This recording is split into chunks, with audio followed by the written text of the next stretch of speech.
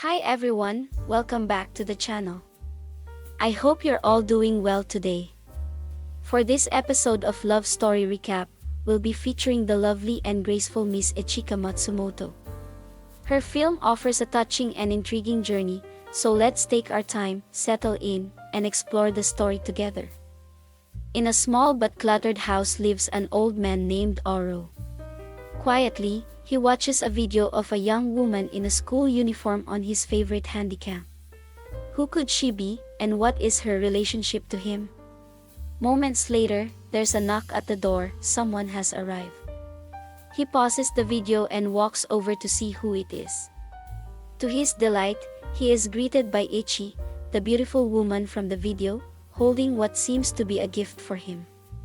Though he doesn't show it outwardly, Oro feels a deep happiness at that moment, because finally, Ichi has come to visit him again. The woman headed straight to the kitchen and began preparing a meal. With a gentle smile, she apologized to the old man for not visiting in such a long time. From her ease and familiarity with the place, it was clear that she felt at home in Oro's house. Though merely neighbors, the two shared a quiet bond. They understood each other's lives and cared in their own simple way. Wanting not to disturb her, Oro quietly stepped away and returned to his seat, continuing to watch the video he had paused earlier. It had been 3 years since his wife left him for another man. Around the same time, he encountered a significant issue at work that ultimately led to his job loss. With all his troubles piling up at once, he began to withdraw from everyone and chose to isolate himself at home.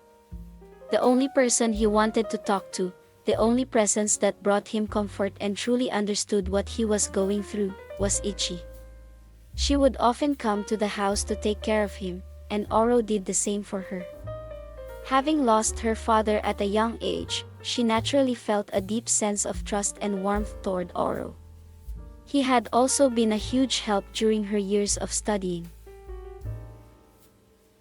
A few minutes later, Ichi finished cooking. After setting the dishes on the table, she sat beside the old man to join him in watching. But their calm moment was interrupted when a man's voice called out from outside, shouting Ichi's name. It was her husband, waiting for her to come home. Before leaving, Ichi grabbed a small bottle of medicine and reminded Oro to take it on time. Oro couldn't help but admire her kindness and care for him, not to mention, she was a wonderful cook. Her husband was truly lucky. Aside from being caring, Ichi had also grown into a stunning woman, the kind that any man would find hard to ignore. That night, Ichi showed up again at Oro's house, her face filled with sadness, leaving the old man surprised and worried.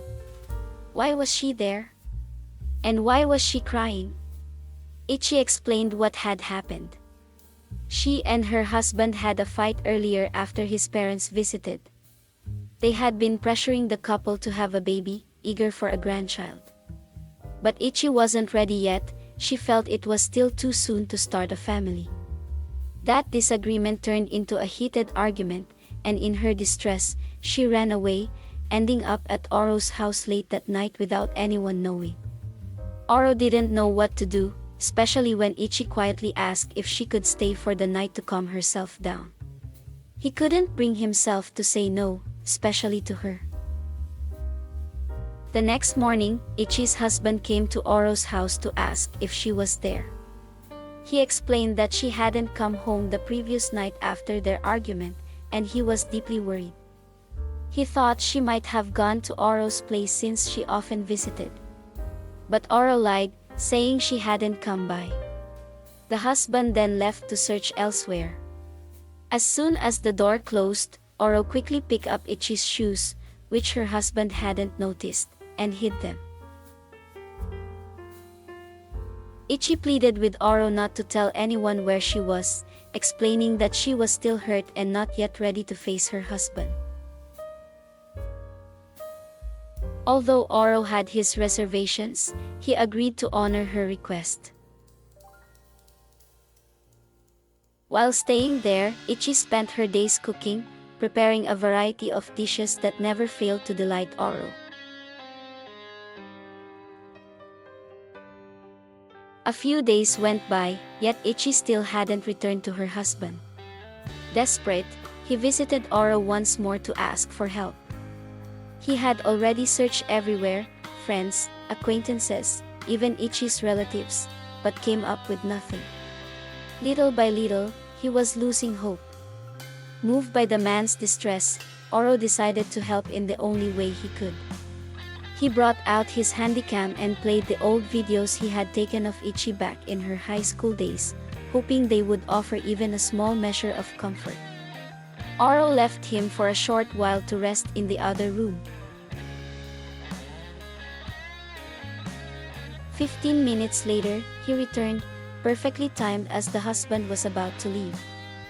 He handed back the handycam, thanked the old man, and remarked that watching the videos had made him feel much lighter. One day, a police officer unexpectedly visited Oro and asked a few questions about the missing Ichi. He showed a shoe that belonged to the married lady, which greatly startled Oro.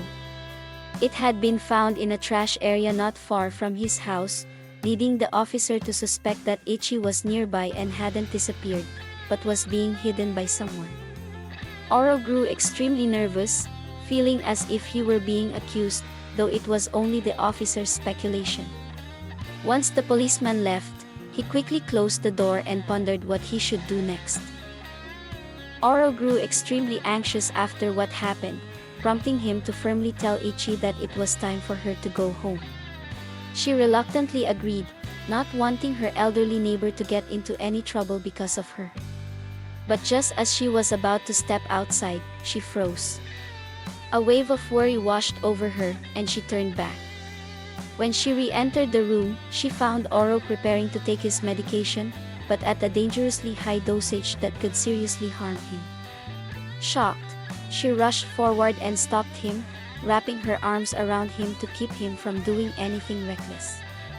Over the years, she had grown genuinely attached to him, and the thought of losing him terrified her.